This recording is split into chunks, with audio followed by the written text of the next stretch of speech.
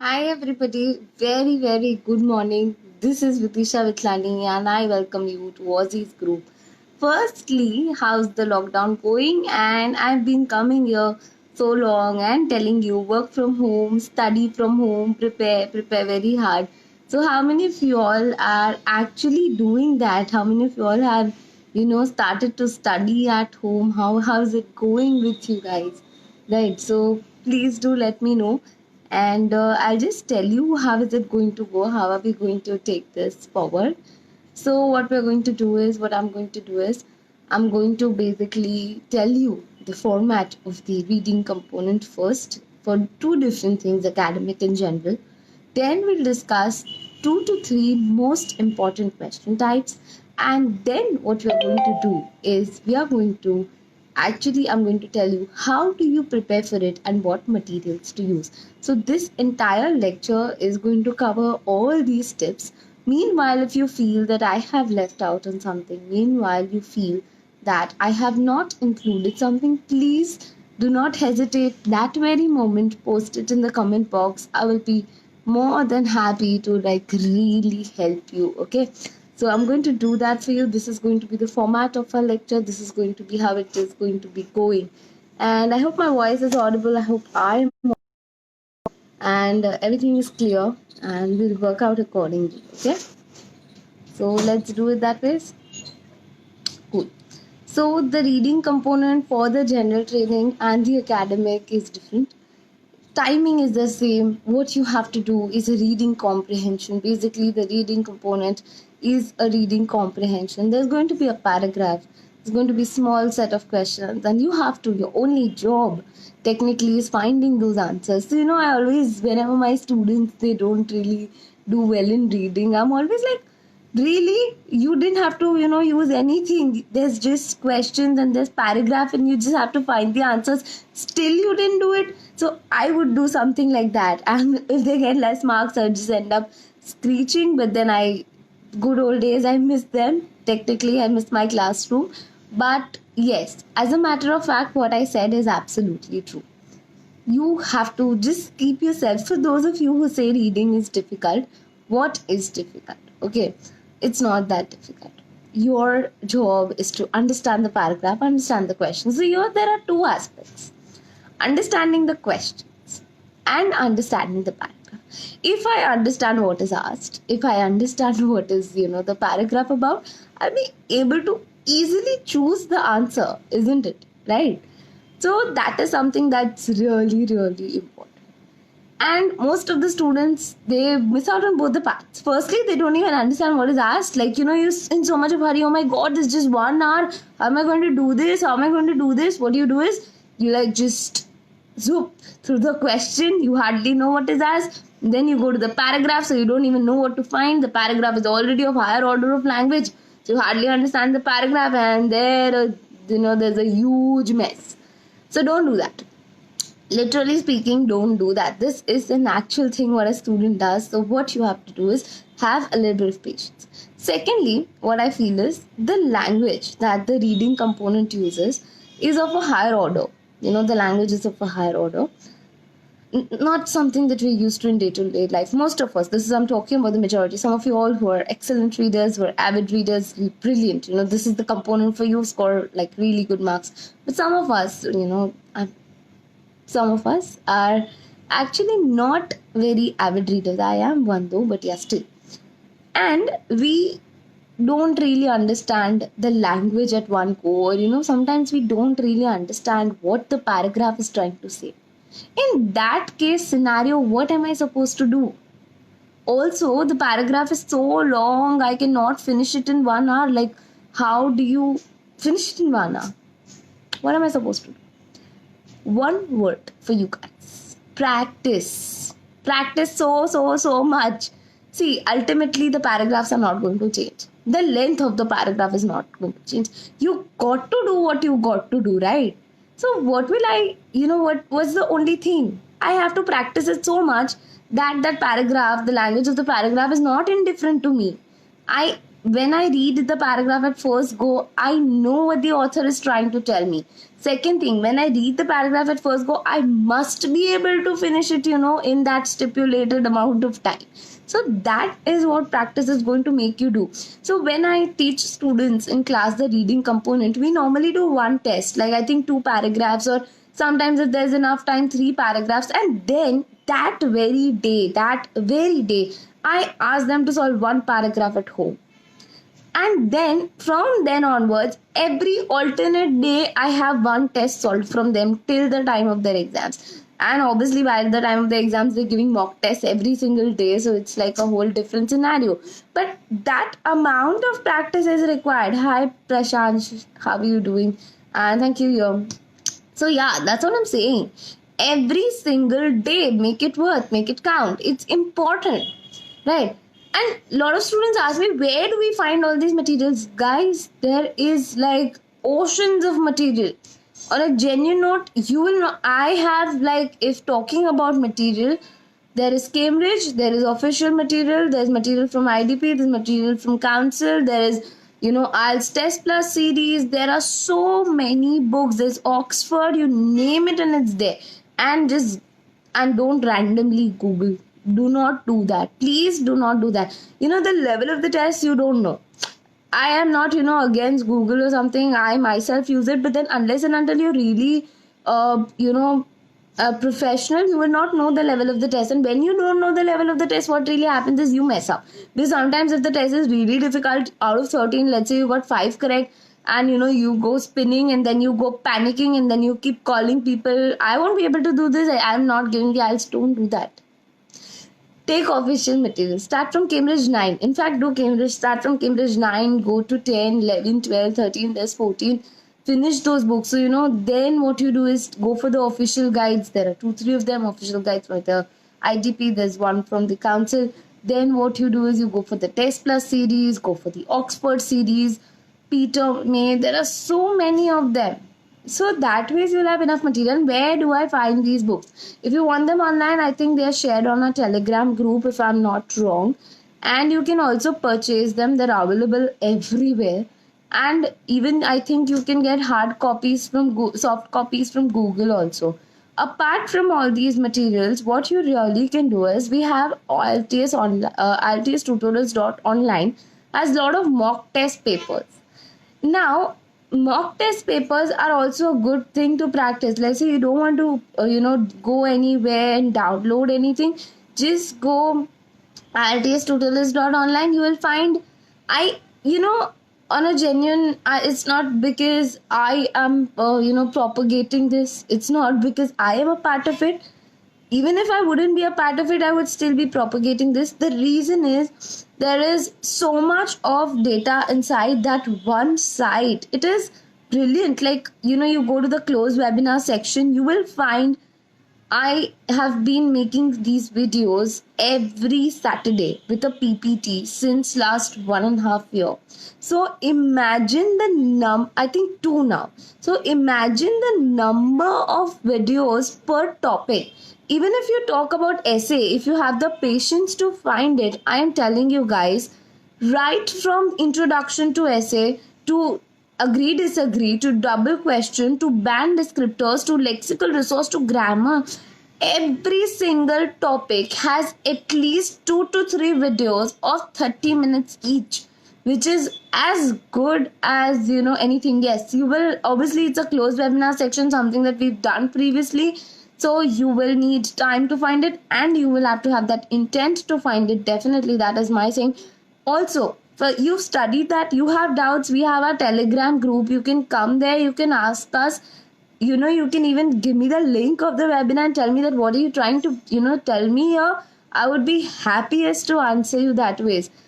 And another thing, you want test papers after that. IELTS tutorials online has test papers. You want samples, we have a writing app which has samples. So that's what I'm saying, that I'm not like really out here propagating all this. It's useful to you guys. Don't just keep on wandering here and there for materials.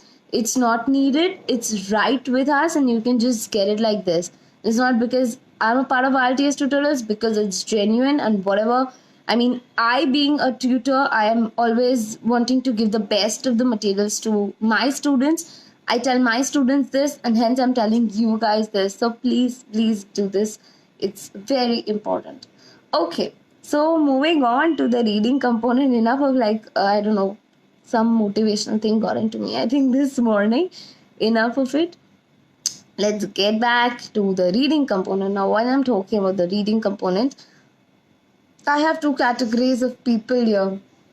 I have the first category of people, I have first class people who are actually giving the academic component. I have the second group who's giving the general component, and both of them are always fighting. Is academic easy? Is general easy? Who gives better scores? Wait, I'll tell you about it. Hi Komal, long time. How are you doing?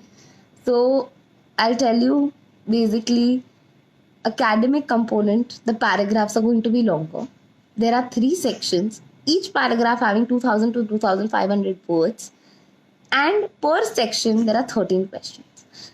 But the best thing here is for an academic student to get a 6, you need only 23 correct. So half of your answers are correct, you're done. Which is not the same with the general training. So what I feel is academic reading, while doing is slightly difficult compared to general training reading. But the scorecard is like the scoring system is much more easier. Hi Shraddha, yeah, I'm right here. Post your queries. And then coming to the general training. What about the general training section? When it comes to the general training section, it is easier because the quality, the length is like there are 3 sections but 5 paragraphs. So I have 4 short paragraphs and 1 long paragraph. Okay, so I have 4 short paragraphs, 1 long paragraph, which ultimately is easy to solve because I don't take much time in it, but the scoring is difficult. And normally for people who are giving the general training, they're aiming for a 7, 7.5. So that's what makes it like a little bit more difficult because they hardly have space, for wrong answers. So they really have to make sure. Apart from all this, what really is important is how you do it, how you're presenting yourself, how you're finishing it in the stipulated time, and that is something that's really important. Now, tell me one thing. When you give the IELTS exam, all of us are, what I feel the internet has made us or what internet has created out of us is a lot of attention deficit. On a genuine note, a lot of attention deficit is created because of it. Have you ever, like, unless and until you're a really avid reader, have you ever, for 1 hour, sat and, read the whole thing? Nope. And if you do so with full concentration, at the end, are you able to go through it? That is what we have to work on. The first very important thing, our attention deficit. We really have to work on it. Second thing, the order of language. The order of language that the council uses, the order of language that is there in the test is slightly, as I mentioned in the beginning, of higher order than what we do in our day-to-day life, than what we use in our day-to-day life. Hence, it is very important to get used to that, order. So what do you do for it? Read text. Okay, you're not solving it. You don't have the time to, sit every day, solve it. It's okay. It's absolutely fine. But at least read text. Every day, spare 5 to 10 minutes to go through that. Every day, spend, to read it so that on the 7th day, when you're reading it, you know what you're reading. You know what the paragraph is trying to tell. Next, what is more important is something called the speed of reading, the script reading speed. Hi, Jermaine, thank you for being here. Let me know if you have any queries. So something that's more important is the script of reading speed. So let's just say I'm taking a book and I can read 1 page in, let's just say 6 minutes. Tomorrow I read the page and I should target it to go for 5.5 minutes. Maybe the next day again I take 5.5 minutes. Next day 5 minutes. Next day 4 minutes. By the end of 10, on the 10th day, I should be able to read 2 pages in 6 minutes. So for that, again, you have to train your mind. You have to take the book. You have to read. And by reading, I just don't need skimming. I need understanding what the paragraph is telling about. Now, the first and the something which I love talking is about the myth of skimming and scanning. So a lot of this used to work earlier. So when I was newly a trainer, a lot of trainers had taught me. Whenever students ask what's the best tip for reading, tell skimming and scanning is the best tip for reading. Tell them. I'm like, okay. And I used to do that. Trust me, I was one of them. Over a time, over course of years, I realized it's very difficult for the students to skim and scan. Like, do you understand the meaning of, just do this, do yourself and do me a favor. Go to YouTube, just type best technique for reading, and the best of the trainers will tell you skimming and scanning. I am not lying, this is not a facade. I am not, ridiculing you guys, but the best of the trainers are going to tell you about skimming and scanning. And I'm like, wow, it's interesting. Something nice. So, you know what skimming and scanning is? You superficially going through a text and knowing what it means. Do you understand how difficult that is? And do you understand the gravity of those of you all giving the general training exam? That if I skim and scan and miss out my keyword, the entire answer is going to be wrong. Don't do it. Unless and until you're a very good reader.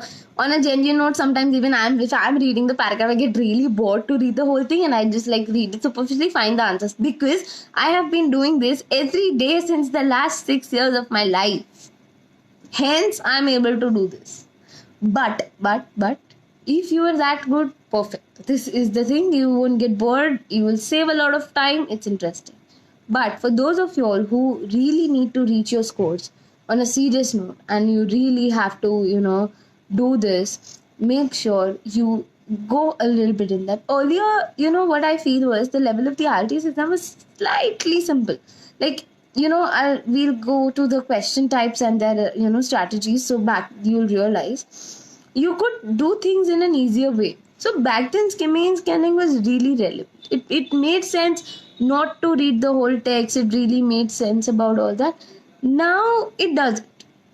On a genuine note, the competent people have come to me and told me that, ma'am, you're actually right, it doesn't. So this is just like a tip that I felt like sharing. I didn't want you to get, I didn't want you guys to be misled. So that's why. Now let's come to the question types. I have two very, very important question types to discuss with you today.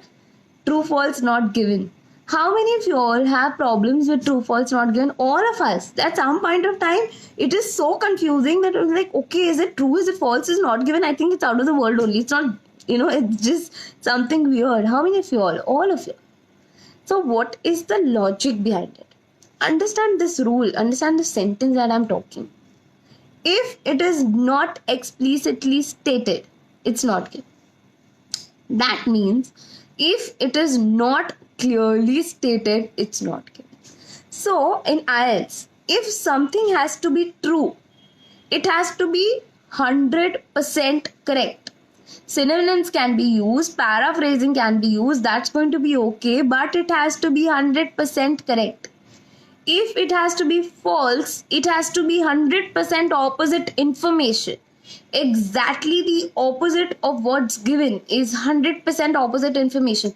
If it is not given, see, not given comes in technically three circumstances.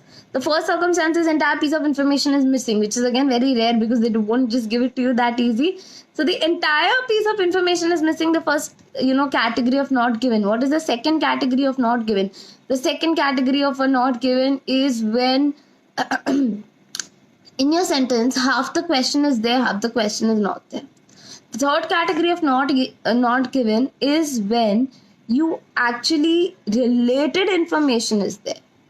Information which is related is there, not specific information. So now just understand this. Anything that is not clearly stated, anything that is not clearly mentioned is a not given. Okay, I'll give you an example for this. If anybody has examples to share in which they get confused, post it in the comment box. I will definitely solve it for you. Right. So I'll give you an example here. Okay. So the first example is, let's say the paragraph is saying that apples cost 10 rupees. Your question says Cost of apple is 10 rupees. Means the same thing. Your question says if you want to purchase an apple, you have to pay 10 rupees. Again means the same thing. So in these two circumstances, what I'm going to do is put a true. Definitely, because it means the same thing. Easy. Cost of apples is 10 rupees. That is what says in your paragraph. Your question says the cost of oranges is 10 rupees. What do you do? Guys, you want to post your answer in the comment box?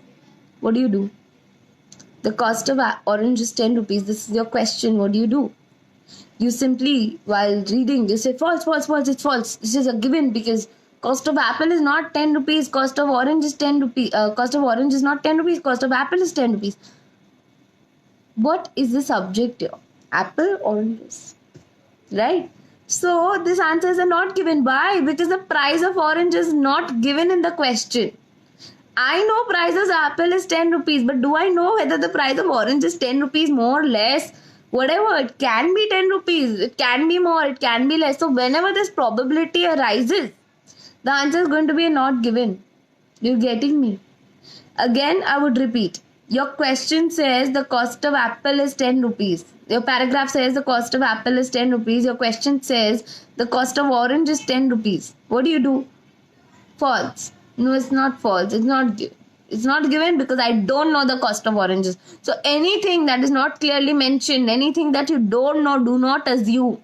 The problem is with our logic, we end up assuming a lot of things, and that's where we, create a mess, and that's where the false becomes the not given. Don't do that. Actually, don't do that. Okay.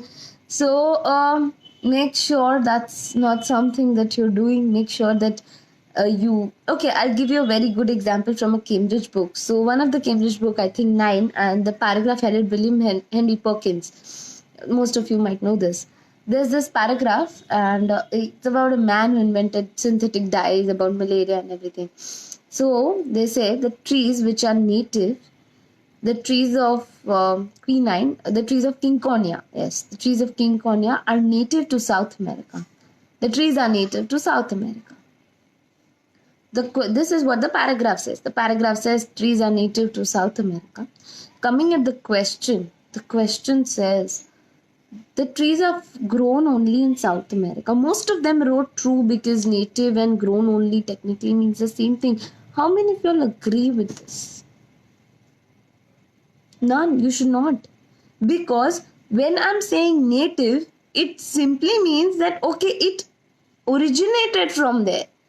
But it can be found elsewhere also. It is something that can be, grown in other parts of the... Okay, I am native to some place doesn't really mean I belong, I stay there. I can be found in other parts of the world also. That same logic had to be applied.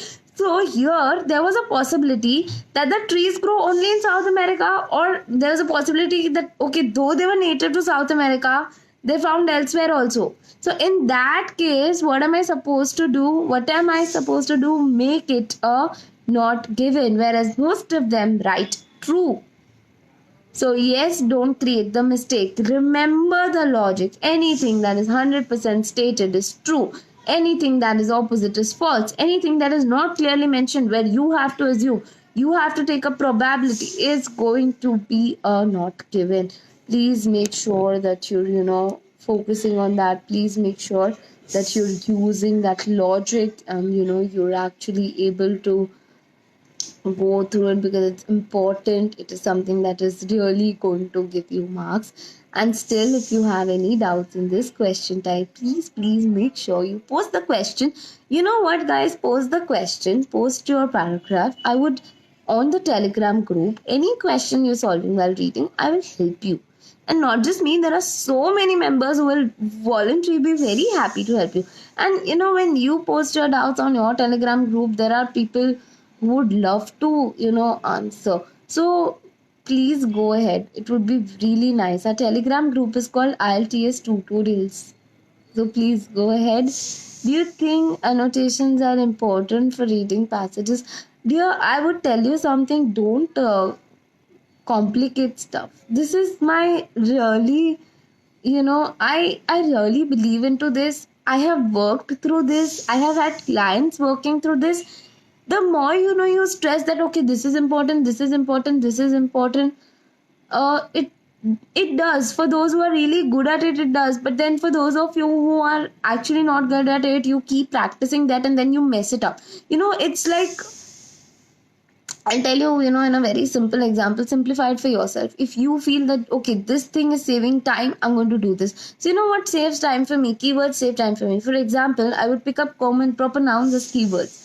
Dates, names, numbers, it saves times. That's more than enough. And really saving time if you're in the general training component is not even necessary because you have enough time to solve the whole paragraph. Even the last long paragraph gives good 25 minutes. So it's not really needed.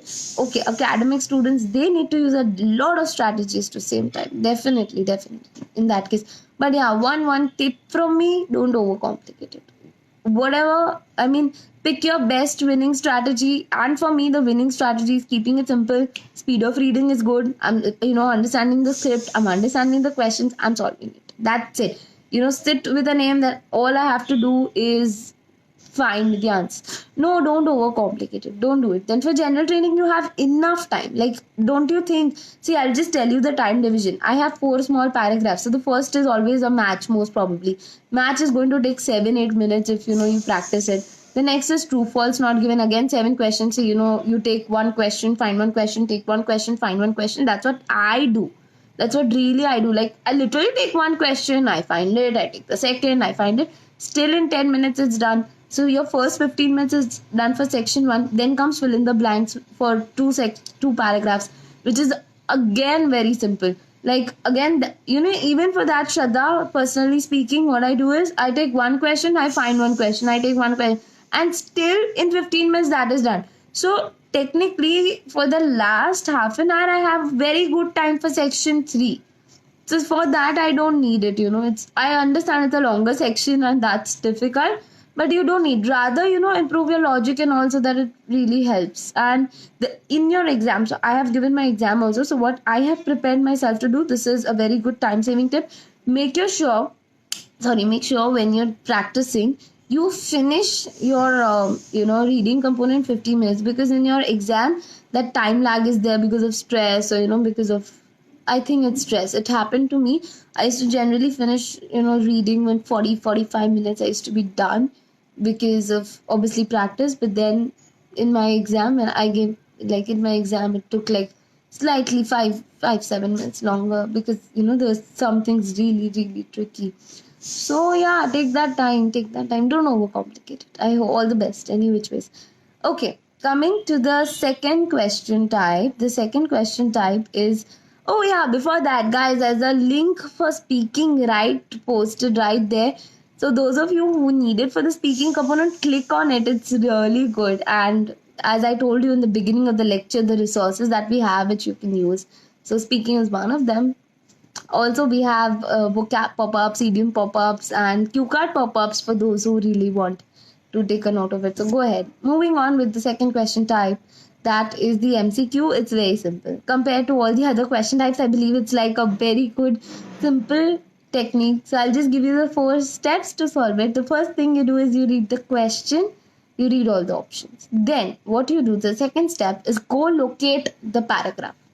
Go locate the answer in the paragraph. Read it, come back, use the process of elimination. A is not there, B is not there, C is not there. Okay, answer is D. That's it. MCQs are that simple. Again, I'm repeating the steps. First thing you do is you read the question, you understand the meaning of it.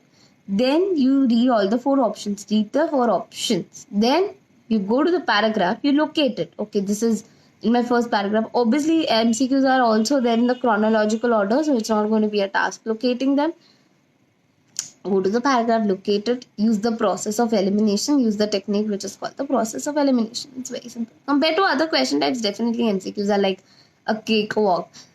And honestly speaking, guys, today I spoke a lot about how do you practice and things.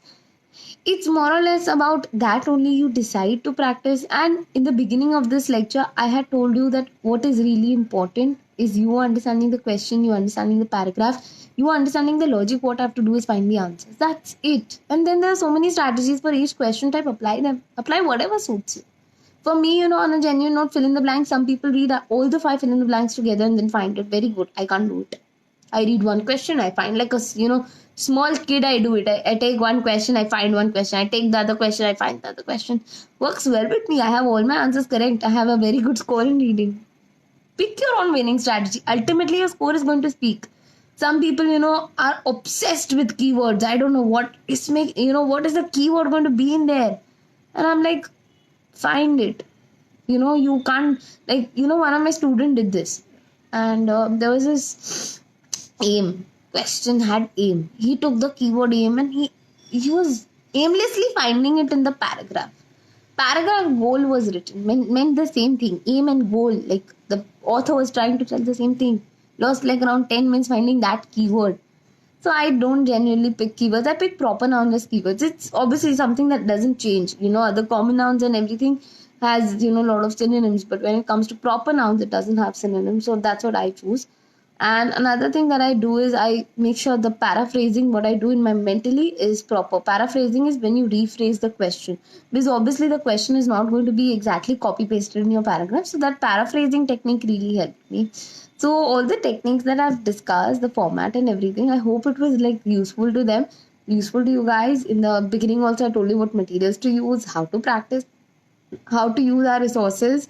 And you can also book sessions with us. We're also doing online coaching these days.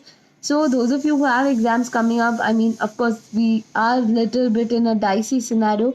So for those of you who think you really have this time to practice, you want to, really learn, and you don't want to go to classes, please book sessions with us. We're there, and we have a lot of time slots available for those of you who are even working from home. I think it's going to be convenient.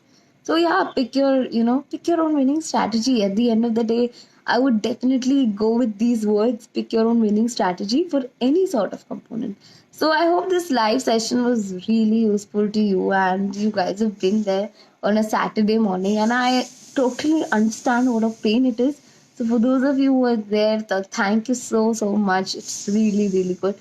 Any topic you want me to take, anything that you really need help in, please let us know. I will surely take that topic. Apart from this, anything else you want me to do, please let me know. I would surely be very helpful to you in terms of your IELTS exam. I know we are all at home studying, working hard, sometimes clueless where to go, what to do.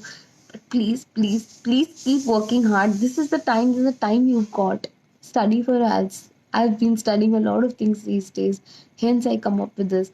So go ahead, and I hope, wishing a very, very happy weekend, and I hope this pandemic is over soon. I hope normalcy returns soon. Let's pray for people, who've suffered because of it. My heart goes out to them. But it's time to be safe. It's time we, take really good care of ourselves mentally, physically, emotionally, and financially. And really, really, hoping you all the very best for what you do. Shraddha, thank you for your kind words. Really motivating. Um, I'll see you next Saturday, guys. And by the way, I'm going to come live on Instagram tomorrow. So, if you want, and I'm going to, you know, take up a topic on how to really prepare from home, like if, for all the four components. So, it's going to be a short one, of course, it's on Instagram. So, those of you who want to join me there, you're most welcome. Bye, guys.